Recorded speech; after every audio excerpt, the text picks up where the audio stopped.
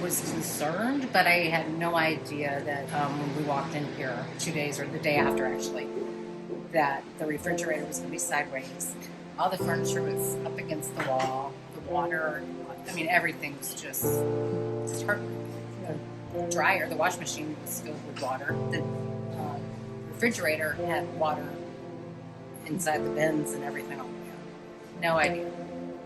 I didn't have any feelings. I was just there.